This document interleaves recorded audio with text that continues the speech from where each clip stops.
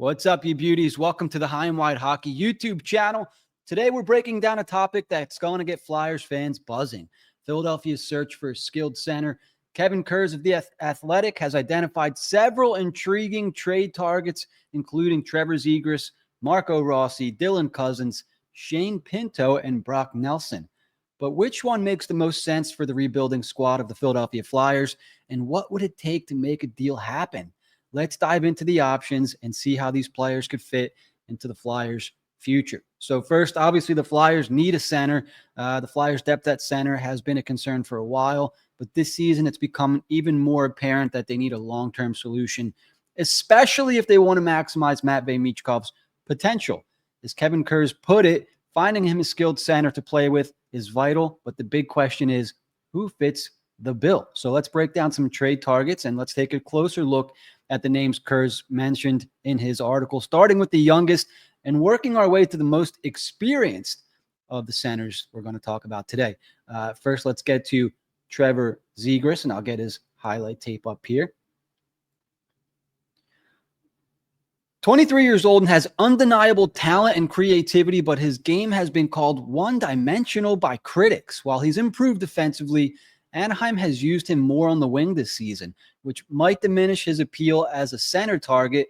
And let's not forget, having two young, high-profile players like Michkov and Zegras on one team could be a recipe for magic or disaster. Now, since creating this video, Trevor Zegras has he's out for, I believe it's 6 weeks with a knee injury, so I'm not sure if that's going to hinder anything, but it's something to keep in mind, for Flyers fans and for potential trades.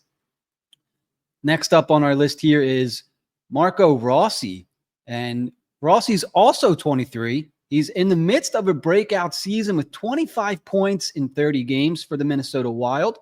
Rossi's mix of skill, youth, and upside makes him a prime candidate for the Flyers.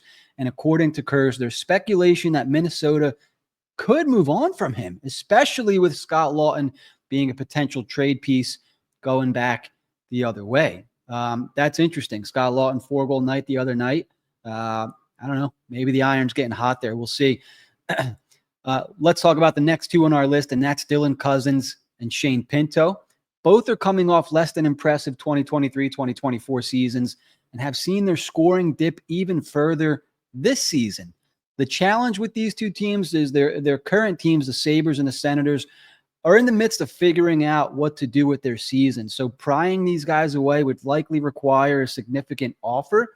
That said, as Jeff Marek pointed out, if Buffalo falls out of the playoff race, they might make a deal they wouldn't otherwise have considered. In Ottawa, according to Frank Saravalli, they're already looking to shake things up. And is Scott Laughton a name to consider with those two teams as well? Maybe they need a little bit more veteran presence, and we know that Scott Laughton is, that's his number one trait or characteristic is his veteran presence. A great locker room guy. So we'll see. Maybe that's what those locker rooms are missing, someone to kind of bring the guys together there. So let's get to our last candidate on our list here, and that's one Brock Nelson, who I did not expect to see on the list, but I'm not mad about it either.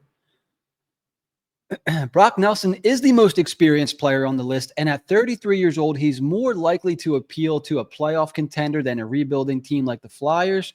Plus, as a UFA, his future depends on the Islanders' playoff hopes and contract decisions later this season. Nelson's skill is undeniable, but he might not align with Philadelphia's long-term vision.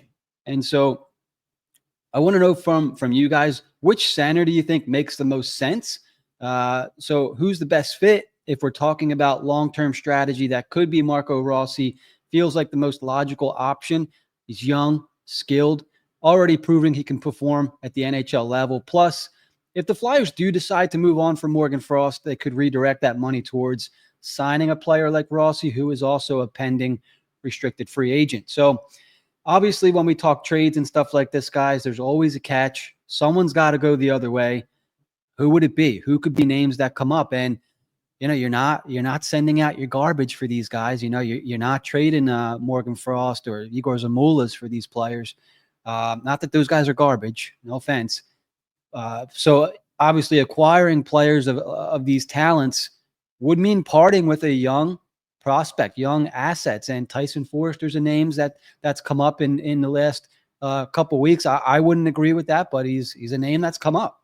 What about Joel Farabee? Both players have been mentioned as potential trade chips of recently. And would the Flyers be willing to move these players to secure a center of the future?